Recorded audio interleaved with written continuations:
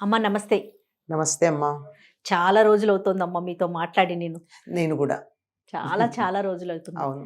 ఈరోజు ఎట్లైనా సరే నేనే కూర్చొని మీతో హ్మ్. మాట్లాడాలని డిసైడ్ అయిపోయాననమాట. నాకు సంతోషంగా ఉంది. హ్మ్. అమ్మా హ్మ్. తర్వాత ఒక విషయం అమ్మా.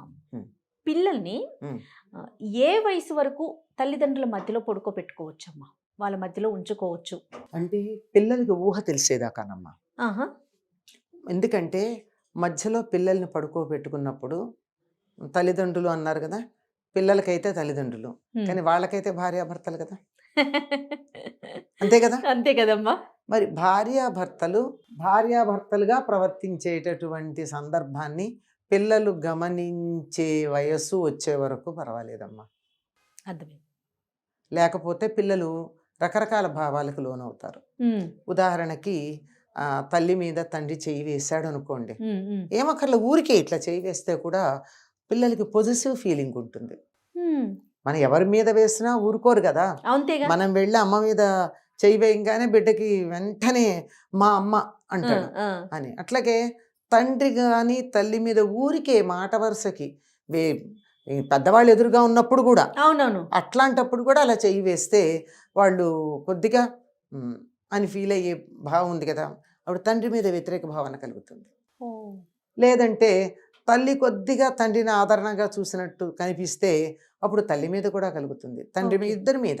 ఓకే. అందువల్ల అంటే అందరికీ కలుగుతుంది చెప్పలేం కొంతమందికి. హ్మ్. హ్మ్. కనుక అటువంటిది కలగకుండా చూసి ఈ భావనలు పొందే వయస్సు వచ్చే వరకు ఉంచొచ్చమ్మా. కొంతమంది పిల్లలు 5, 6 నెలలకే ఇలా గమనిస్తూ ఉంటారు. కొంతమంది ఏడాదైనా వాళ్ళకేం అర్థం కానట్టే ఉంటారు. అందువల్ల పర్వాలా.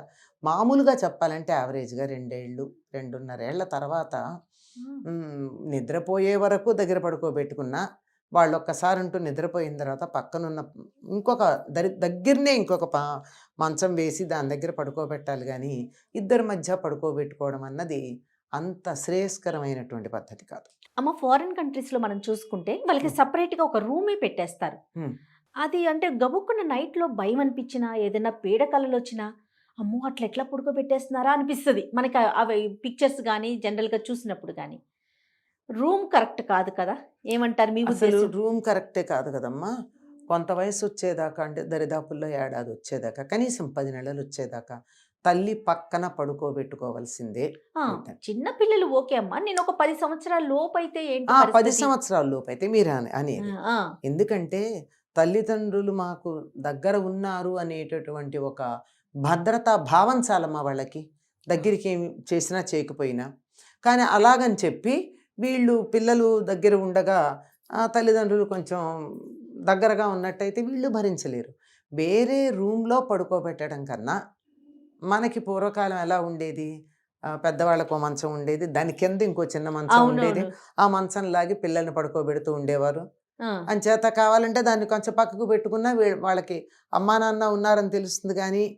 కనపడదు గదా! ఓకే. ఆ విధంగా చేయవచ్చు. అనేక రకాలైన మార్గాలున్నాయి గానీ, పిల్లలకి తల్లిదండ్రుల యొక్క చేష్టలు రాత్రిపూట కంటబడడం మంచిది కాదమ్మా. హ్మ్. ఓపెన్‌గా చెప్పాలంటే. అంతే. హ్మ్. అస్సలు. అది వాళ్ళల్లో రకరకాల భావాలు కలిగిస్తుంది. ముందర తల్లి మీద గానీ, తండ్రి మీద గానీ వ్యతిరేక భావన కలిగించడంతో పాటు, అటువంటి చేష్ట వాళ్ళు గూడా చేసే ప్రయత్నం చేస్తే ఆ! ఆ! అదే ప్రమాదం గదా! అవును. అవును. అంచేత వాళ్ళ కళ్ళెదురుగా ఉండకూడదు. కానీ అమ్మ. నిద్రపోయే వరకు పిల్లల్ని దగ్గర పడుకోబెట్టుకోవడం అన్నది మంచిది. ప్రధానమైనటువంటి అంశం. ఎందుకంటే భద్రతా భావంతో పడుకుంటారు. ఆ తర్వాత వాళ్ళని పక్కకి జరపొచ్చు నిద్రపోయిన తర్వాత. ఓకే. ఎత్తుకుని పడుకోబెట్టొచ్చు. లేదంటే వాళ్ళని నిద్ర బాగా వచ్చిన తర్వాత లేచి పక్కకు పడుకో నాన్న అంటే పక్కకు వెళ్తారు. అదేం పర్వాలేదు గానీ, హ్మ్. అప్పటి వరకు మాత్రం అది శ్రేయస్కరమైనటువంటి పద్ధతి కాదు విడిగా పడుకోబెట్టడం. ఇప్పుడు ఆ దేశాల్లో కూడా అంగీకరిస్తున్నారు గదా! కొంతవరకు తల్లి దగ్గరే ఉండాలి అని. అవునవును. ఆ తర్వాత వేరే గదుల్లో పడుకోబెట్టడం కూడా సరైన పద్ధతి కాదని. ఆ తర్వాత ఏమవుతోంది వాళ్ళకి ఒంటరిగా ఉండడం అలవాటైపోయి, అసలు ఇంకొకళ్ళ గురించిన ఆలోచన గాని, పట్టించుకునేటటువంటి లక్షణం గాని లేకుండా తయారవుతున్నారు. యెస్. నేనిప్పుడు అదే పాయింట్ అడగాలనుకుంటున్నాను. ఇప్పుడు హ్మ్. నైటంతా ఒక్కళ్ళే ఉండటం వలన, హ్మ్. ఇంకా మిగతా వాళ్ళతో కలవలేకపోవటం, ఎక్కడికెళ్ళినా అడ్జస్ట్‌మెంట్ అనేది లేకపోవటం, హ్మ్. ఇలాంటి ఇష్యూస్ ఉంటాయి కదమ్మా! చాలా ఉంటాయి.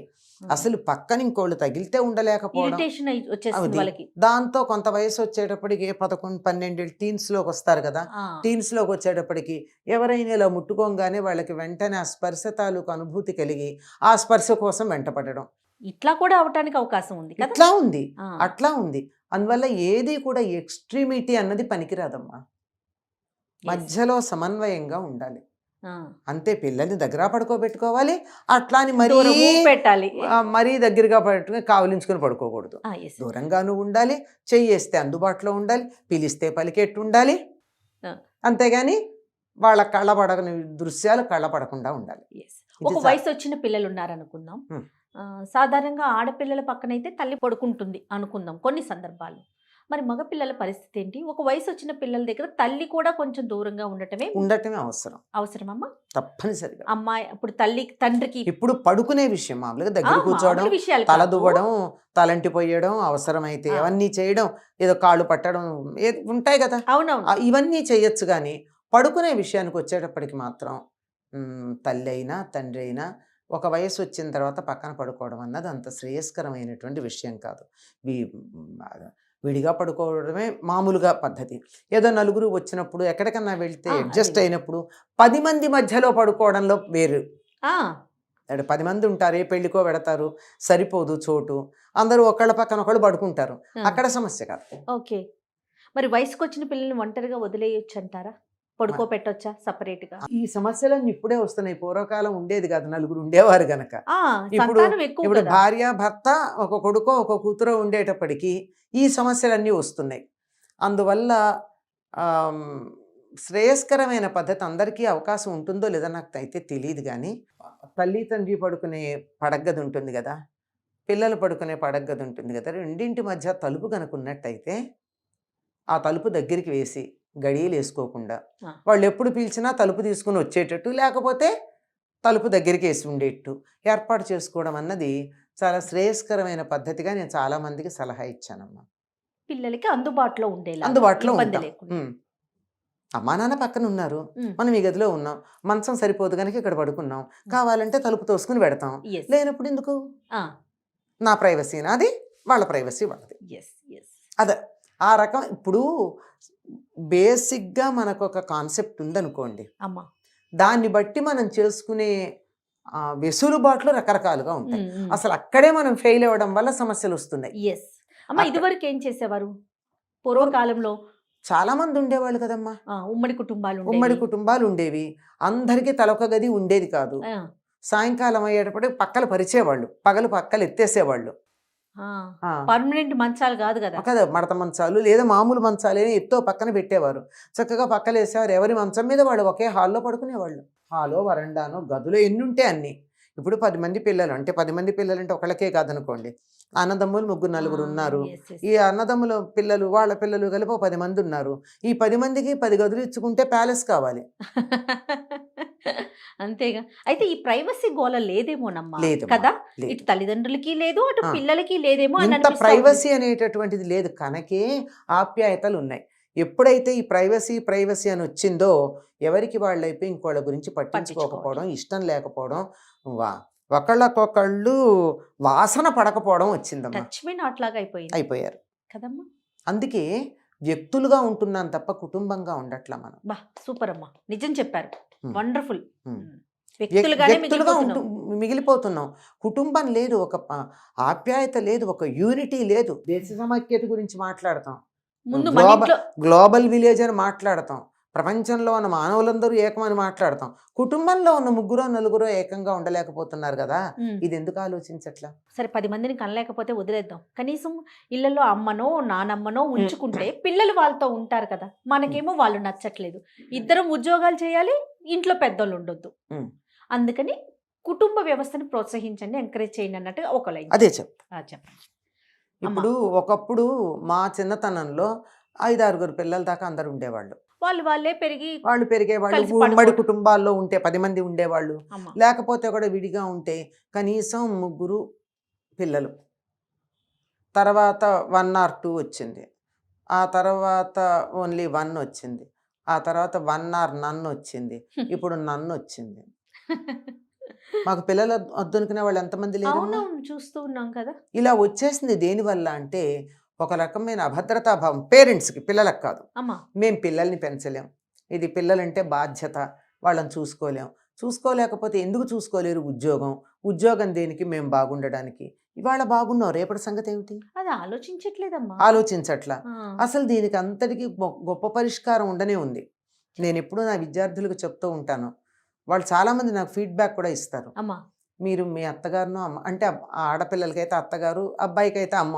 ఆ, అత్తగారినో అమ్మగారినో ఇంట్లో పెట్టుకోండి. ఏమవుతుందంటే ఒకవేళ ఒక అత్తకి కోడలు పరాయిది తిడుతుంది, విసుక్కుంటుంది, నో ప్రాబ్లం. ఉమ్, నీ పిల్లల్ని తన వాళ్ళుగా చూసుకుంటుంది కదా. ఒక నానీ కన్నా బెటర్ కదా, ఒక ఆయా కన్నా బెటర్ కదా. Why don't you think like that? yes, నువ్వు ఎంత exactly. విజిలెన్స్ పెట్టాలి ఒక ఆయానో నానీనో పెడితే? అవును. వాళ్ళు ఏం చేస్తున్నారో ఏం తెలుసు? వచ్చేప్పటికి నీట్గా ఉంటారు పిల్లలు, అంతే ఆలోచిస్తున్నారు. కానీ ముందు మరగట్లేదు. జాగ్రత్త కదమ్మా. ముందు ఇప్పుడు ఈ జాగ్రత్త. రోజుకి ఇంటికి సంబంధించి వచ్చేటప్పటికి కొంచెం ఆలస్యం అయింది. ఆలస్యం అయితే అత్తగారు తిడుతుంది, ఏమిటి నీకు ఇంట్లో పిల్లలు లెక్కలేదా, ఇంత ఆలస్యంగా వచ్చావని. ఒక నిమిషం ఊరుకో, అయిపోతుంది.